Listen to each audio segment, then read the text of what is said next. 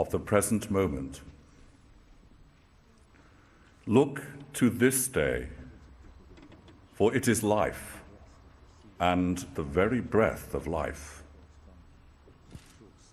In its brief course lie all the realities of your existence, the bliss of growth, the glory of action, the splendor of beauty.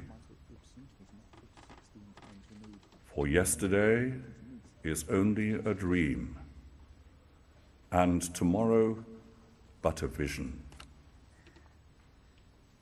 But today, well lived, makes yesterday a dream of happiness, and every tomorrow a vision of hope. Look well, therefore, to this day.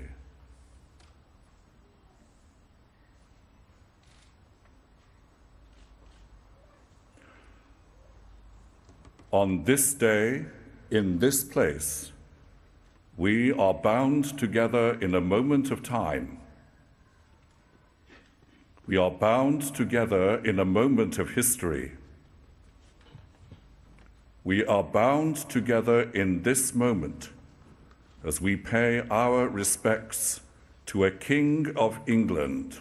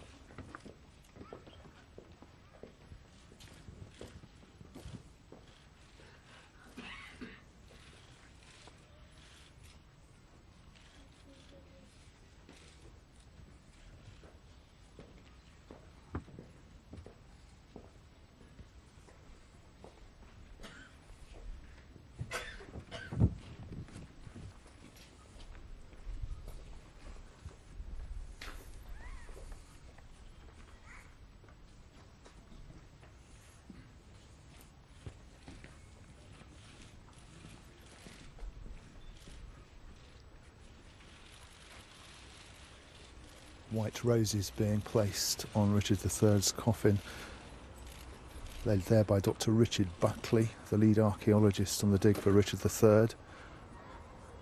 Alongside him, Matthew Morris, another of the archaeologists. More white roses to be laid now.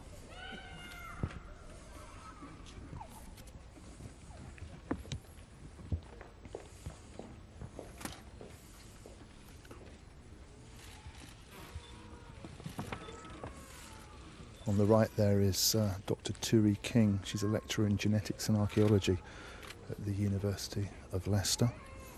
Dr. Joe Appleby in the centre there, another lecturer in the School of Archaeology here.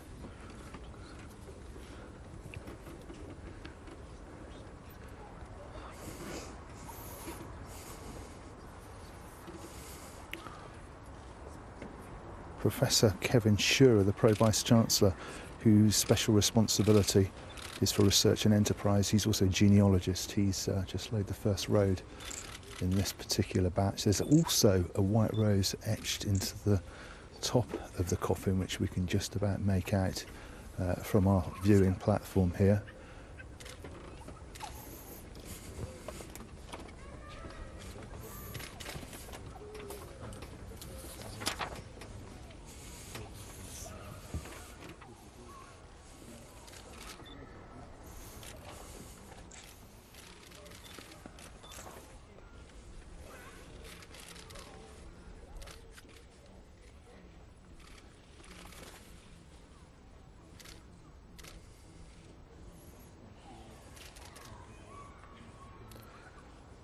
Now we have representatives from the Richard III Society who campaigned very strongly for the excavation of the car park in the centre of Leicester, where Richard III's remains were eventually recovered.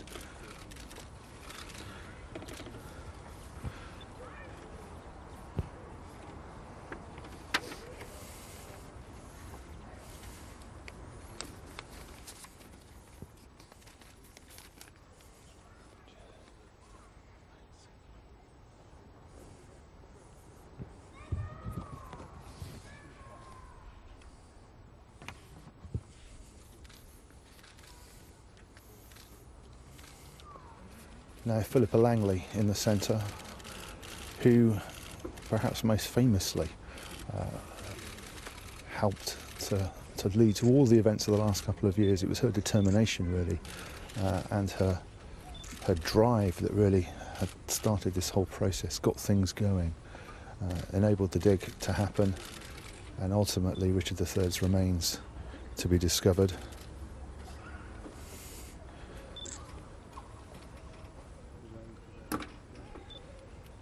And finally, those distant relatives of Richard III, those who donated their DNA so that they could help to identify the remains that were found in 2012.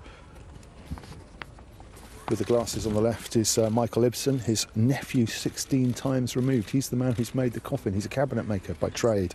That's Wendy Doldig, his niece 18 times removed. And on the right, another Ibsen, Jeff Ibsen as well, a distant relative of the Plantagenet king, Richard III.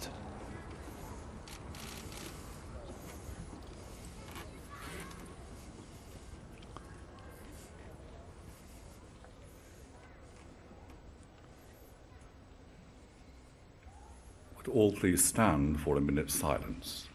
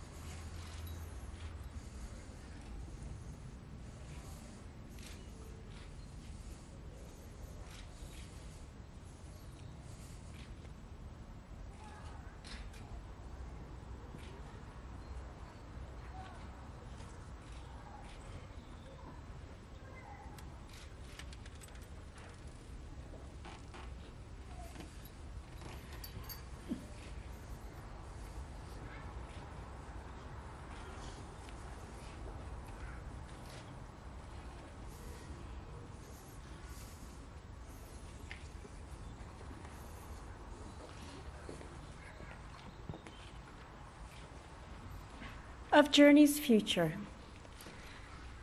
2 roads diverged in a yellow wood, and sorry I could not travel both, and be one traveller, long I stood, and looked down one as far as I could, to where it bent in the undergrowth.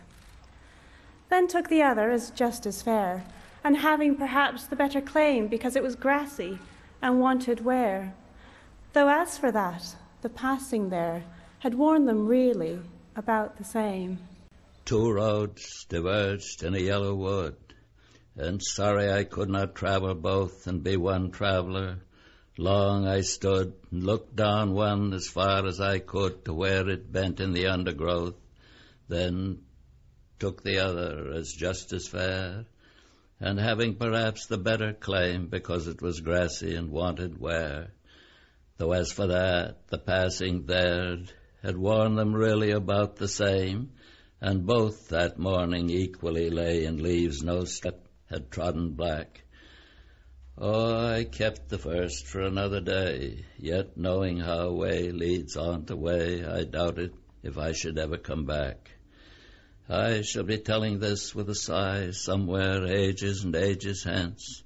2 roads diverged in a wood, and I took the one less traveled by, and that has made all the difference.